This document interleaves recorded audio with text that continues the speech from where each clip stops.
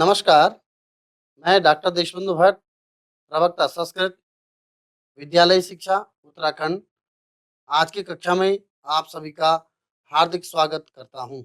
आज की कक्षा में हम पढ़ेंगे द्वादश कक्षायाः संस्कृत पाठ्यपुस्तकं कक्षा 12 की संस्कृत पाठ्यपुस्तक भास्वती द्वितीयो भागः का द्वितीयः पाठः मातुराज्ञा गरीयसी द्वितीयः भागः। भास्वती द्वितीय भाग का दूसरा पाठ और दूसरा पाठ का भी दूसरा भाग मातुराज्ञा गरीयसी हम आज पढ़ते हैं। आज की कक्षा के हमारे चर्चा बिंदु हैं नाटक का वाचन, कठिन शब्दों के अर्थ, महाकवि भास के नाटकों का सामान्य परिचय, प्रतिमा नाटक का सामान्य परिचय।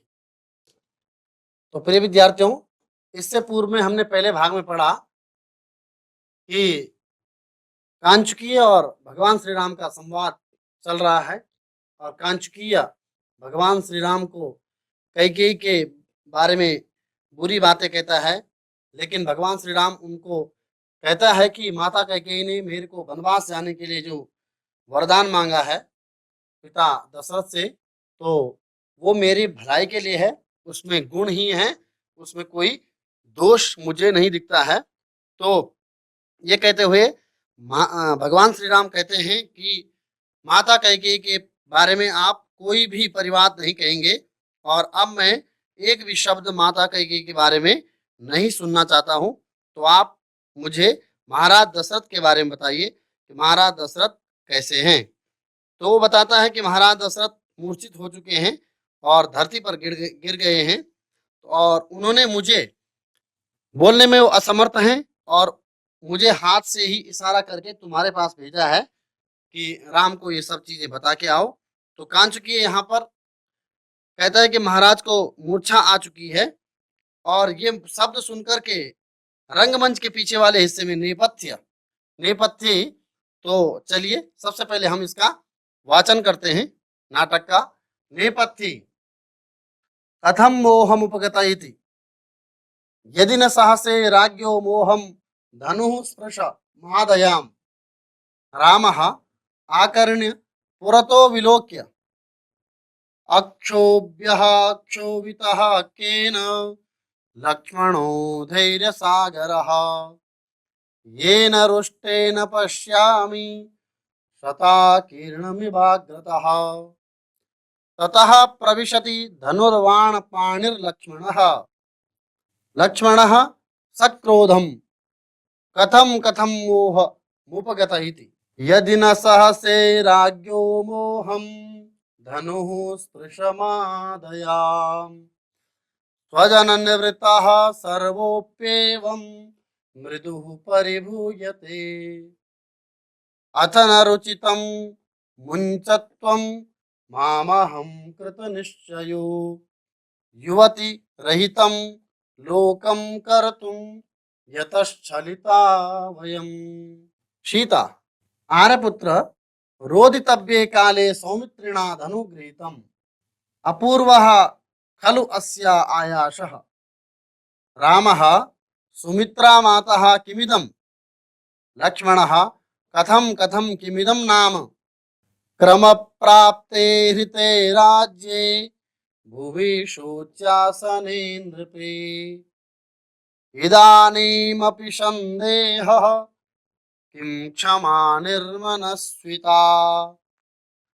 रामः सुमित्रा मातः अस्मद् राजभ्रंशो भवत उद्योगं जनयति आह अपण्डितः खलु भवान् भरतो वा भवेद् राजा वयं वा ननु तत्समम् यदि तेऽस्ति धनुश्लाघा स राजा परिपाल्यताम्।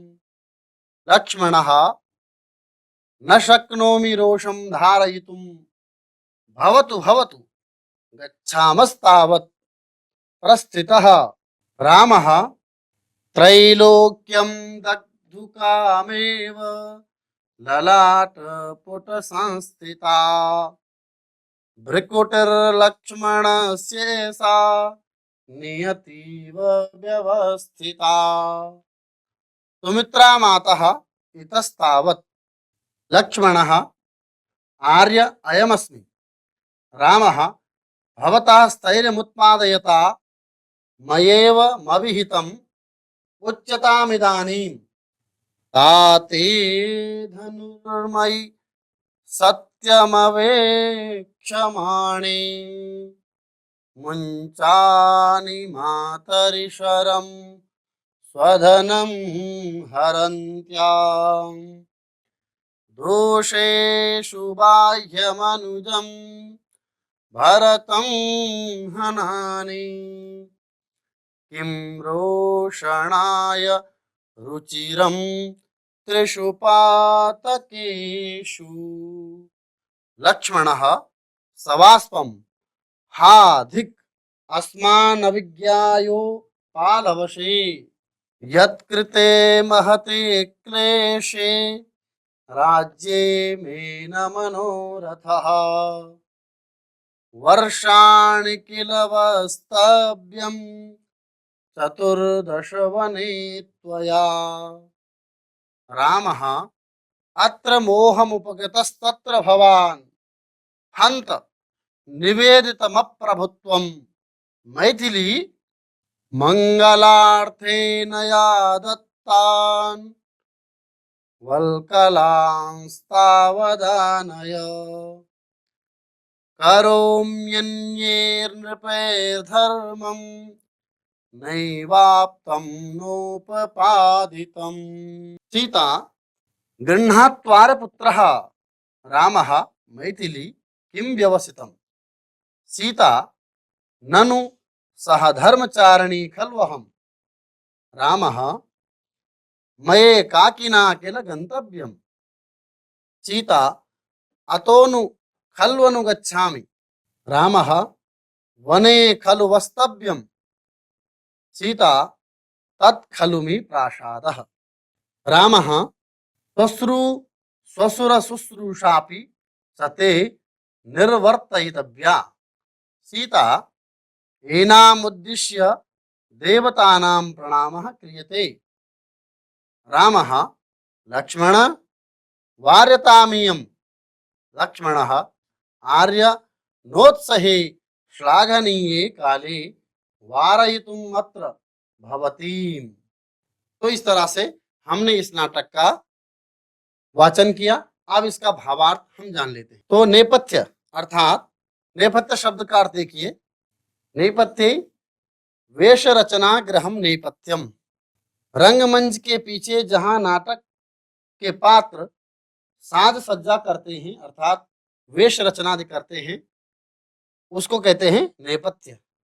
जो मंच के पीछे वाला भाग होता है जहां पर्दा लगा रहता है, पर्दे के पीछे वाले हिस्से को नेपथ्य कहते हैं। तो वहां से आवाज आती है कथम मोहम उपगता इति, कैसे मोह, कैसे मूर्छित हो गए हैं महाराज। इस तरह की आवाज वहां से आती है कि महाराज कैसे मूर्छित हो गए हैं। तो फिर दूसरी आवाज आती है यदि न सहसे राज्ञो मोहम धनुष्प्रश मादयाम, अगर आपको राजा की मूर्छा सहन नहीं हो रही है तो आप धनुष उठाइए, दया मत करिए, ये समय दया करने का नहीं है। तब रामः आकर्ण्य पुरतो विलोक्य, जब सुन लेते हैं राम, ये आवाज पहचान जाते हैं कि आवाज लक्ष्मण की है और आगे देखते हैं और सामने देख करके कहते हैं अक्षोभ्यः क्षोभितः केन लक्ष्मणो धैर्य सागरः येन रुष्टेन पश्यामि शताकिरणमिवाग्रतः। अर्थात इसका श्लोकान्वय देखिए, अक्षोभ्यः धैर्य सागरः लक्ष्मणः केन क्षोभितः येन रुष्टेन अग्रतः शताकिरणम इव पश्यामि। तो पिता के मूर्छित होने पर, पृथ्वी पर गिरने का समाचार सुनकर राम व्यथित होकर कांचुकीय को प्रश्नात्मक दृष्टि से देखते हुए कहते हैं कि क्या पिताजी वास्तव में मूर्छित हो गए हैं। तभी उन्हें नेपथ्य से ऐसी ध्वनि सुनाई देती है जिसमें कोई पूछ रहा है, क्यों क्यों मूर्छित हो गए हैं? यदि राजा की मूर्छा को सहन नहीं कर सकते हो तो धनुष ग्रहण करो, दया मत दिखाओ। तो राम सामने देखते हैं, यह तो वीर लक्ष्मण की आवाज है जिससे वह क्रोधित लगते हैं। लक्ष्मण का स्वभाव तो ऐसा है कि किसी साधारण सी बात पर वह विचलित हो जाए। वह धैर्य के सागर के समान धीर गंभीर और शांत हैं। वे सागर की भांति जल्दी से विचलित नहीं होते। निश्चित ही किसी ने उन्हें अनुचित बात कहकर इस प्रकार उत्तेजित कर दिया है। पता नहीं किस अज्ञानी ने उन्हें उत्तेजित किया है। यदि उसे लक्ष्मण के क्रोध का ज्ञान होता तो वह कदापि उन्हें उत्तेजित न करता, क्योंकि मैंने लक्ष्मण का क्रोध देखा है। जब वे क्रोधित होते हैं तो लगता है कि मानो वह एक व्यक्ति नहीं वरन सदा किरणमिवाकृतः सैकड़ों वीरों का समूह है। राम के ऐसा सोचते हुए ही क्रोधपूर्ण मुद्रा में हाथ में धनुष बाण लिए लक्ष्मण रंगमंच पर प्रस्तुत हो जाते हैं और क्रोधपूर्ण स्वरों में अपनी नेपथ्य वाली बात को दोहराते हैं। तक्रोधम कथम कथम मोहमुपगतः, उसी बात को फिर कहते हैं। यदि न सहसे राज्ञो मोहम धनुस्पृशमादयाम स्वजन निवृत्तः सर्वोप्येवं मृदुः परिभूयते अथ न रुचितं मुञ्चत्वं मामहं कृतनिश्चयो युवतिरहितं लोकं कर्तुं यतश्चलिता वयम्। इस श्लोक का अन्वय देखिए। यदि राज्ञः मोहं न सहसे धनुष्पृश मादया स्वजन निवृत्तः सर्वोपि मृदुः एव परिभूयते अथ न रुचितं तर्हि त्वं मां मुञ्च अहम लोकम युवतिरहितं कर्तुं कृतनिश्चयः यतः वयम छलिताः। अब इसमें आए हुए कठिन शब्दों को देखिए। मोहम, मोहम अर्थात मूर्छा को, मृदुः कोमल, स्वजन निवृत्तः आत्मीय जनों के प्रति विनय युक्त, कृत निश्चय कर लिया है निश्चय जिसने, युवति रहितम युवतियों से रहित, छलिता ठगाए गए, परिभूयते तिरस्कार को प्राप्त होता है, सह से सहन करते हैं। तो लक्ष्मण राम को उद्देश्य करके कहते हैं कि यदि तुम राजा की मूर्छा को सहन नहीं कर सकते हैं तो शीघ्र ही अपने धनुष बाण उठाओ, राजा की मूर्छा के कारण को समूल नष्ट कर दो। इस विषय में तनिक भी दया दिखाने की आवश्यकता नहीं है। यह संसार की परंपरा है कि जो व्यक्ति कोमल स्वभाव का होता है और अपने आत्मीय जनों के अपराध करने पर भी उन्हें क्षमा कर देता है, वही व्यक्ति आत्मीय जनों से तिरस्कृत होता है और उनकी प्रताड़ना को उसे सहन करना पड़ता है। इसलिए अपना तिरस्कार करने वाले आत्मीय जनों को दूर कर देना चाहिए। यदि आपको मेरा यह मत अच्छा नहीं लगता तो मुझे अपने आज्ञा पालन से मुक्ति दीजिए, जिससे मैं अपने इस कार्य को निश्चित भाव से कर सकूं। पिताजी की मूर्छा में मूल में स्त्री है, तो मैं इस संसार को युवती रहितम अर्थात स्त्रियों से रहित कर देता हूँ। हम स्वयं भी राजाभिषेक से वंचित करके इन्हीं युवतियों के हाथ से चले गए हैं। अतः इस संसार को मैं युवतियों से रहित कर देता हूँ, ये लक्ष्मण क्रोध में कहता है। अब आगे देखिए। सीता आर्यपुत्र रोदितव्ये काले सौमित्रिणा धनुगृहीतम। सीता कहती है राम जी से, हे श्रेष्ठ आर्यपुत्र, रोदितव्ये काले अर्थात जिस समय रोने का समय है, दुख का समय है, उस समय सौमित्रिणा अर्थात लक्ष्मण ने धनुगृहीतम धनुष उठाने की बात कही है। अपूर्वः खलु अस्य आयासः, ये प्रयास इसका अपूर्व है। ये जो कदम है ये अपूर्व कदम है लक्ष्मण का। रामः सुमित्रा माता किमिदम, सुमित्रा माता अर्थात जिसकी माता सुमित्रा है, सुमित्रा माता है जिसकी अर्थात लक्ष्मण। लक्ष्मणः कथम कथम किमिदम नाम, कथम कथम किमिदम नाम क्रम प्राप्ते हृते राज्ये भुवि शोच्यासने नृपे इदानीमपि संदेहः किम क्षमा निर्मनस्विता। तो लक्ष्मण यहाँ पर कहते हैं श्लोक, और श्लोकान्वय देखिए, क्रम प्राप्ते राज्ये हृते नृपे भुवि शोच्यासने जाते इदानीमपि संदेहः किम निर्मनस्विता क्षमा। तो इसमें कठिन जो शब्द आए हैं उनको देखिए, क्रम प्राप्ते क्रमशः प्राप्त, शोच्यासने शोच्यासने शोक योग्य आसन पर, निर्मनस्विता हृदय शून्यता, अस्मद राज्य भ्रंशः हमारे राज्य का विनाश होगा। तो इस तरह से लक्ष्मण यहाँ पर कहता है कि क्रम प्राप्त हृदय राज्य, क्योंकि क्रम प्राप्त में जो राज्य है, रघुवंशी राजाओं की एक परंपरा रही है कि जो बड़ा पुत्र होता है उसको ही राज्य मिलता है, वही राजा बनता है। तो रघुवंशी राजाओं की जो परंपरा है, रघुकुल की जो परंपरा है कि बड़ा पुत्र ही राजा बनता है, इस परंपरा के अनुसार आपका राज्याभिषेक होना चाहिए था, अर्थात राम को राजा बनना चाहिए था, किंतु हमसे वह राज्याधिकार छीन लिया गया। महाराज पिता दशरथ शोचनीय स्थिति में है, वो भी शोच्यासने पे मूर्छित होकर धरती पर गिर पड़े हैं। इतना सब हो जाने पर भी आप इस समय मुझसे पूछ रहे हैं कि ये क्या है? क्या अब भी कुछ और होना शेष रह गया है जिसके होने की आपको आशंका है? अर्थात इससे अधिक अनाचार अथवा अनहोनी हमारे लिए क्या हो सकती है? मेरी समझ में नहीं आता है कि आप ऐसी विपत्ति के समय भी शांत क्यों हैं। इस समय तो आपको इस विपत्ति के प्रतिकार में संलग्न होना चाहिए, मगर आप तो उल्टे मुझसे ही प्रश्न पूछ रहे हैं कि यह क्या है। आपके इस व्यवहार को मैं क्षमा कहूं अथवा इसे आपकी आत्माभिमान शून्यता कहूं, हृदय शून्यता कहूं, मेरी समझ में कुछ भी नहीं आता है। तो अब देखिए, सुमित्रा माता, लक्ष्मण के लिए राम कहते हैं ये संबोधन, सुमित्रा माता अर्थात ही लक्ष्मण, अस्मद राजभ्रंशो भवत उद्योगम जनयति, हमारा राज्य से वंचित होना ही तुम्हारे क्रोध का कारण है, किंतु इस प्रकार की छोटी बातों पर क्रोध करना तुम्हें शोभा नहीं देता। आह अपंडितः खलु भवान, इस बात को देखकर तो लगता है कि तुम निश्चय ही विवेक शून्य हो गए हो, जो कि ज्ञानी व्यक्ति का लक्षण नहीं है। आह अपंडितः, अपंडितः अर्थात मूर्ख जैसे आचरण आप कर रहे हैं। अब अगला श्लोक देखिए, भरतो वा भवेद राजा वयम वा ननु तत्समम यदि तेस्ति धनुष्लाघा सराजा परिपाल्यताम।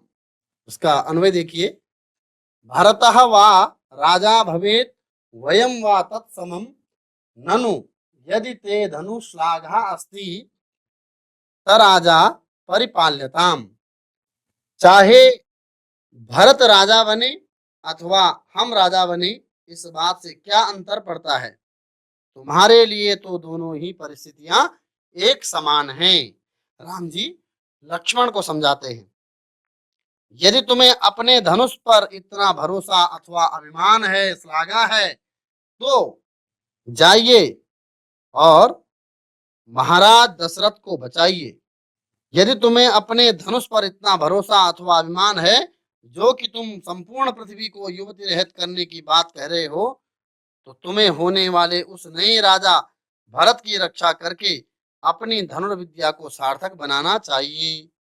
यहाँ कठिन शब्द जो आए उनको देखिए, धनुष्लाघा धनुर्विद्या में आत्मस्तुति, परिपाल्यताम रक्षा कीजिए, रोषम क्रोधम क्रोध, प्रस्थितः चला गया। तो ये कठिन शब्द हैं।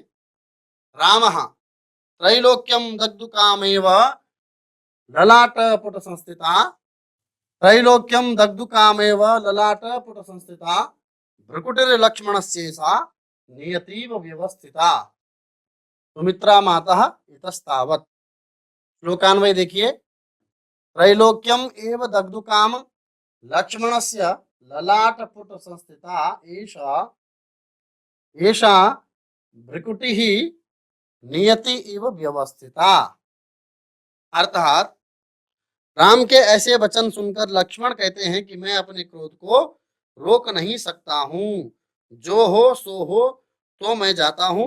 यह कहकर लक्ष्मण प्रस्थितः रंगमंच से प्रस्थान कर जाते हैं। लक्ष्मण की इस प्रकार की अवस्था को देखकर राम विचार करते हैं, त्रैलोक्यम दग्धुकामेव, तीनों लोकों को ही जलाने की इच्छा करने वाली क्रोध में टेढ़ी भौं लक्ष्मण के माथे पर इस प्रकार स्थित है, मानो वह भाग्य रेखा हो और जिसके द्वारा लिखे पूर्व निश्चित भाग्य को बदला नहीं जा सकता। इसी प्रकार लक्ष्मण की टेढ़ी भौं को देखकर लगता है कि लक्ष्मण ने क्रोध में भरकर जो पृथ्वी को युवती रहित करने का निर्णय लिया है वह पूर्ण होकर ही रहेगा, उसे रोका जाना संभव नहीं है। यह सब कहकर राम कहते हैं, सुमित्रा माता इतस्तावत, लक्ष्मण को कहते हैं कि लक्ष्मण शांत हो जाइए, इधर आइए, इधर आओ और हमारे साथ बैठिए। लक्ष्मण आर्य अयम अस्मि, आर्य अर्थात हे श्रेष्ठ पुरुष, हे श्रेष्ठ व्यक्ति, मैं यहाँ पर हूँ, आपके सम्मुख आ गया हूँ। रामः भवतः स्थैर्यमुत्पादयता मयेव मविहितम उच्यताम इदानीम, अर्थात तुम्हें स्थिरता प्रदान करने के लिए, अर्थात तुम्हारे गुस्से को शांत करने के लिए मुझे क्या करना है, मुझे बताइए। इस तरह से राम कहते हैं, उच्चताम इदानीम, अर्थात आप ही बताइए, आप ही मुझे कहिए। तो राम श्लोक के माध्यम से कह रहे हैं, ताते धनुर्मयि सत्यम वेक्षमाणी मुंचानि मातरिशरम स्वधनम हरन्त्याम, दोषेषु बाह्यमनुजम भरतम हनानि किम रोषणाय रुचिरम त्रिषुपातकेषु। इस श्लोक का अन्वय देखिए, मयि सत्यम अवेक्षमाणे ताते धनु ही स्वधनम हरन्त्याम मातरि शरम मुंचानि दोषेषु बाह्यम अनुजम हनानि त्रिषुपातकेषु रोषणाय किम रुचिरम। इसमें आए हुए कठिन शब्दों को देखिए, स्थैर्यम स्थिरता, उत्पादयता उत्पन्न करने वाले के द्वारा, मयेव मविहितम मैंने ऐसा कहा, अभिज्ञायोपालवसे बिना जाने ताने देते हो, अर्थात ज्ञान के अभाव में ही, जानकारी के अभाव में ही तुम क्या दे रहे हो, मुझे ताने दे रहे हो। अब यहां पर देखिए, राम जी भरत से कह रहे हैं, ताते धनुर्मयि सत्यम वेक्षमाणे, आपके क्रोध को कम करने के लिए अपने सत्यवादी पिता के ऊपर क्या मैं धनुष उठाऊं, जिससे कि आपका गुस्सा शांत हो जाए, या मुंचानि मातरिशरम स्वधनम हरन्त्याम, जो अपने पुत्र के लिए अपने अधिकारवश राजा से राज्य मांग रही है, उस माता कैकेयी के ऊपर बाण का प्रहार करूं, क्या ये आपके गुस्से को शांत करने के लिए बहुत होगा। अथवा राम जी लक्ष्मण से कह रहे हैं कि दोषेषु बाह्य मनुजम, जिसका इस सारे प्रकरण में कोई भी हाथ नहीं है, अर्थात ये सारी बाधाओं से दूर जा रखा है, ऐसा मेरा छोटा भाई भरत, क्या मैं उस भरत भाई को मारूं। किम रोषणाय रुचिरम त्रिषुपातकेषु, इन तीनों महापापों में से कौन सा पाप करूं कि आपके क्रोध को मैं शांत कर पाऊं, आपके गुस्से को मैं शांत कर पाऊं, कौन सा पाप करने को आप मुझे कहेंगे। तो लक्ष्मण सवास्पम, फिर लक्ष्मण के सवास्प अर्थात गला रुंध जाता है, कुछ बोल नहीं पाते हैं, और ऐसी आवाज में, एक प्रकार से रोने की आवाज में, हा धिक, अर्थात धिक्कार है मुझे, इस प्रकार से मैंने आपको कहा है। अस्मान अविज्ञाय उपालवसे, हमको बिना जाने ही आप इस प्रकार की बातें कर रहे हैं, अर्थात आप हमको उलाहना दे रहे हैं, ताने मार रहे हैं हम पर, ये लक्ष्मण कहता है। यत्कृते महति क्लेशे राज्ये में न मनोरथः वर्षाणि किल वस्तव्यम चतुर्दश वने त्वया। इस श्लोकार देखिए, श्लोकान्वय। यत् राज्ये कृते महते क्लेशे तस्मिन् मेन मनोरथः त्वया किल चतुर्दश वर्षाणि वने वस्तव्यम। ये इस श्लोक का अन्वय हुआ। यहाँ पर लक्ष्मण भगवान श्री राम से कहते हैं कि हमारा क्या है, हमें तो कुछ नहीं करना है, 14 वर्ष तो आपको ही वन में रहना है। अब आप कह रहे हैं, क्योंकि राम भगवान ने कहा कि कौन से इन 3 पापों में से कौन सा पाप मैं करूं कि आपका क्रोध शांत हो जाए। तो फिर लक्ष्मण कहते हैं कि आप मुझे उलाहना दे रहे हो, मुझे बिना जाने ही आप इस प्रकार से बातें कर रहे हो। तो फिर लक्ष्मण कहता है कि मुझे किसी से कोई मतलब नहीं है, अर्थात यत कृते महति क्लेशे, यत राज्ये कृते महति क्लेशे। इतना बड़ा दुख, इतना बड़ा कष्ट, इतना बड़ा क्लेश यदि इस राज्य के लिए उठाना हो, मेन मनोरथ, मेरा इसमें कोई भी मनोरथ नहीं है, मेरी कोई ऐसी इच्छा नहीं इस राज्य की। त्वया किल चतुर्दश वर्षाणि वने वस्तव्यम, तुमको 14 वर्ष वनवास में रहना है, तुम्हें 14 वर्ष वनवास में रहना है। तो इस प्रकार से ये यहाँ पर नाटक चल रहा है। आगे देखिए, रामः अत्र मोहमुपगतस्तत्र भवान हंत निवेदितमप्रभुत्वम। मैथिली अत्र मोहमुपगतस्तत्र भवान।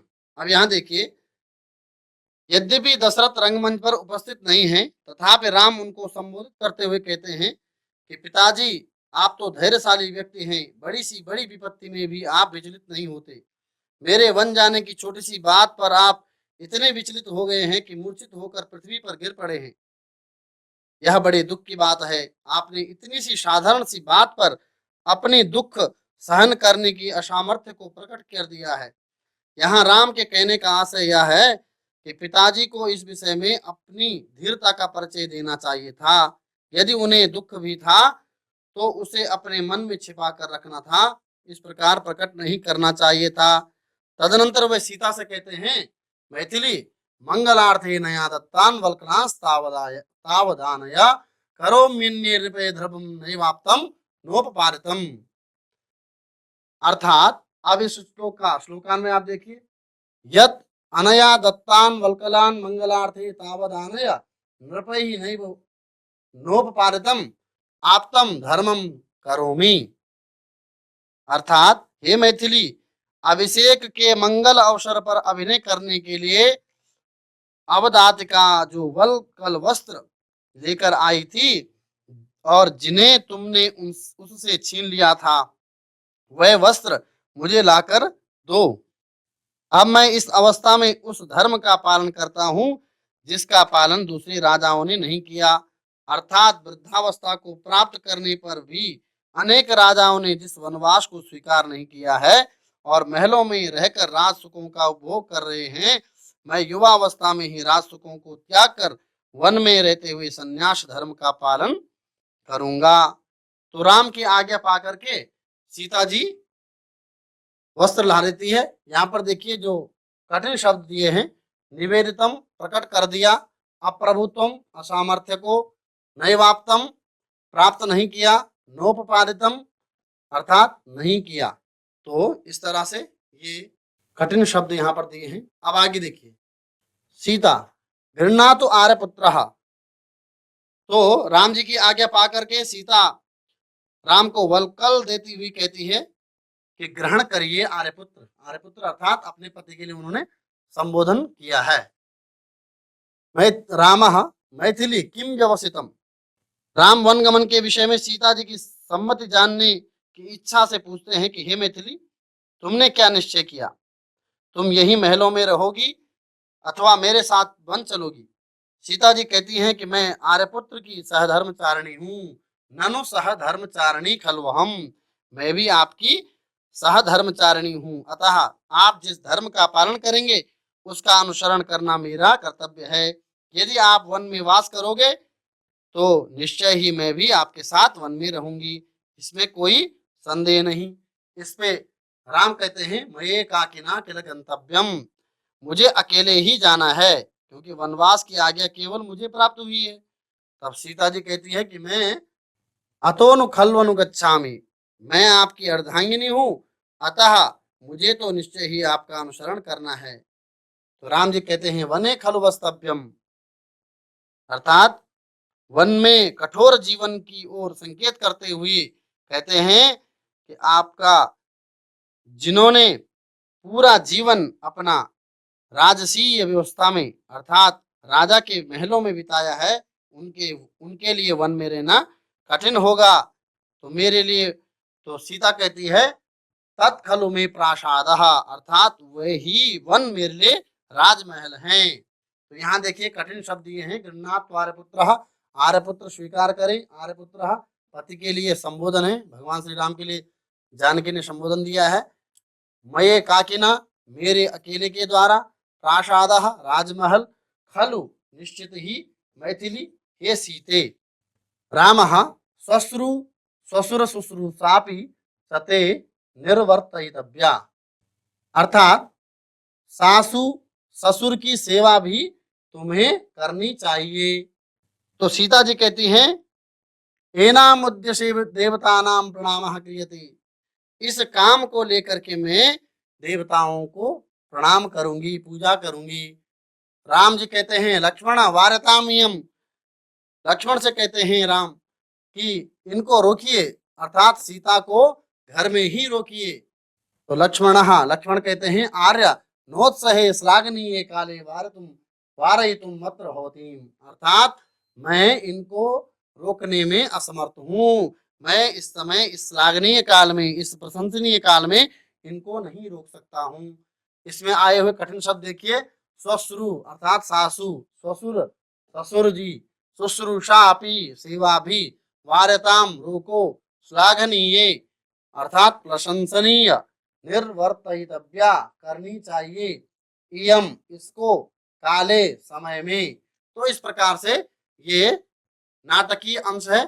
और अब आगे देखते हैं हम योग्यता विस्तार वाला आपका, काव्येषु नाटकम रम्यम इत्यनुभूय महाकवि भासेन रमणीयत्वं प्रतिपादयता नाटकानि एव रचितानि, काव्यों में नाटक रमणीय होते हैं, इस अनुभूति के साथ महाकवि भास ने रमणीयत्व, रमणीयता को प्रतिपादित करते हुए नाटक ही लिखे। नाटकीयायाः परंपरायाः प्रवर्तनम भाषादेव प्राप्यते, संस्कृत भाषा में, संस्कृत नाटककारों की परंपरा में भास ही पहले पाए जाते हैं। यद्यपि भास से पुराने भी नाटककार हुए हैं, लेकिन उनके कोई नाटक मौजूद नहीं है, उपस्थित नहीं है। यद्यपि भासस्य प्रामाणिकं जीवनवृत्तं नैवोपलभ्यते, तथापि केचन विद्वांसः महाकविं उज्जयिनीकं मन्यन्ते, यद्यपि भास के विषय में कोई प्रामाणिक जीवन वृत्त उनका नहीं मिलता है, जीवन परिचय नहीं मिलता है, फिर भी कुछ विद्वान महाकवि भास को उज्जयिनी का मानते हैं। उज्जयिनी अर्थात मध्य प्रदेश में। भास नाटक चक्रे स्वप्नवास दत्तम, अब देखिए भास के 13 नाटक हमने बताए हैं। तो 13 नाटकों में कौन कौन से नाटक हैं?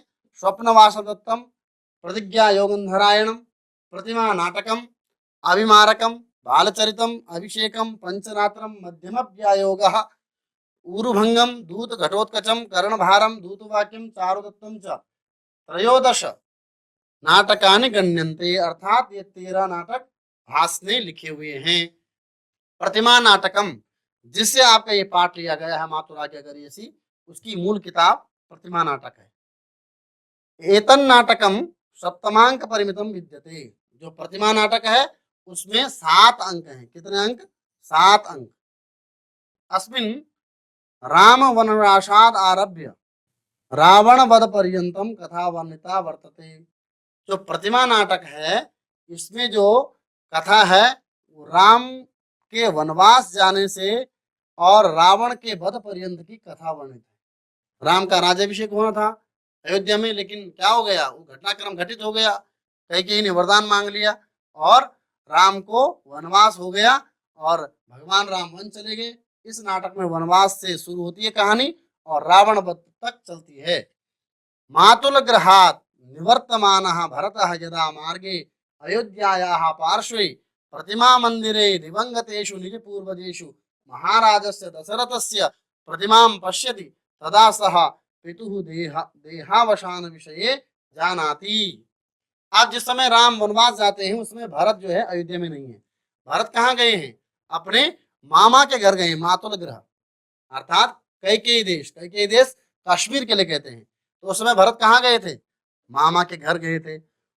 वहां से भरत आ रहे हैं अयोध्या, और जब रास्ते में उनको अयोध्या के पास प्रतिमा मंदिर में, उनके जो प्रतिमा मंदिर है जहां उन्होंने अपने पूर्वजों की दिवंगतेषु निज पूर्वजेषु अर्थात अपने जो पूर्वज हैं जो स्वर्ग सिधार गए हैं उन सभी महाराजाओं की प्रतिमाएं वहां लगाई गई हैं। उसमें वो देखते हैं कि महाराजस्य दशरथस्य प्रतिमां पश्यति, वो वहां पर महाराज दशरथ की प्रतिमा भी देखते हैं। तब उनको पता होता है कि हमारे पिता महाराज दशरथ स्वर्ग सिधार गए हैं अर्थात दिवंगत हो चुके हैं। तदैव राम रावणयोः युद्धस्य संदेशः प्राप्यते। आगे चल करके नाटक में कहानी है कि राम और रावण का भयंकर युद्ध होता है, उसमें भरत को संदेश प्राप्त होता है। भरतः रामस्य सहायतार्थम सैन्य बलम प्रेषयति। तो भरत जो है भगवान राम की सहायता के लिए सैन्य बल भेजता है। यद्यपि ये कहानी है। प्रतिमया नाटके पितुः देहावसान सूचनायाः कारणात् अस्य नाटकस्य अभिधानं प्रतिमा नाटकम जातम। प्रतिमा अर्थात एक चित्र के माध्यम से, प्रतिमा के माध्यम से नाटक में पिता के देहावसान की सूचना प्राप्त होती है भरत को। इसी कारण से इस नाटक का नाम क्या रखा गया है? प्रतिमा नाटक रखा गया है। मूल्यांकनम। प्रश्न 1, भगवतः श्रीरामस्य चारित्रिक वैशिष्ट्यम लिखत। भगवान श्री राम की इस नाटक के माध्यम से आपने चारित्रिक विशेषताएं लिखनी हैं। प्रश्न 2, पाठात् चित्वा अव्यय पदानि लिखत। अपनी पाठ्य पुस्तक में से जो इस पाठ में अव्यय पद आए हैं, अविकारी शब्द आए हैं, उनको आपने अपनी उत्तर पुस्तिका में लिखना है। गृह कार्यम अधोलिखित पदेषु संधिच्छेदः कार्यः। नीचे लिखे गए शब्दों में संधि विच्छेद कीजिए। रक्षितव्येति गुणेनात्र शरीरेरिः स्वजनस्तथा येना कार्यम खलु अस्मत् किमप्यभिमतम हस्तेनैव और दग्धुकामेव। इन शब्दों का आप संधि विच्छेद करिएगा। आज की कक्षा में हमने चर्चा की नाटक का वाचन, कठिन शब्दों के अर्थ, महाकवि भास के नाटकों का सामान्य परिचय और प्रतिमा नाटक का सामान्य परिचय। आशा करते हैं आप सभी को प्रतिमा नाटक से लिया गया यह अंश मातुराज्ञा गरीयसी, जो कि आपकी पाठ्यपुस्तक का पाठ है, अच्छी तरह समझ आया होगा। मिलते हैं इसके प्रश्नोत्तर को लेके अगले अध्याय में। तब तक के लिए धन्यवाद।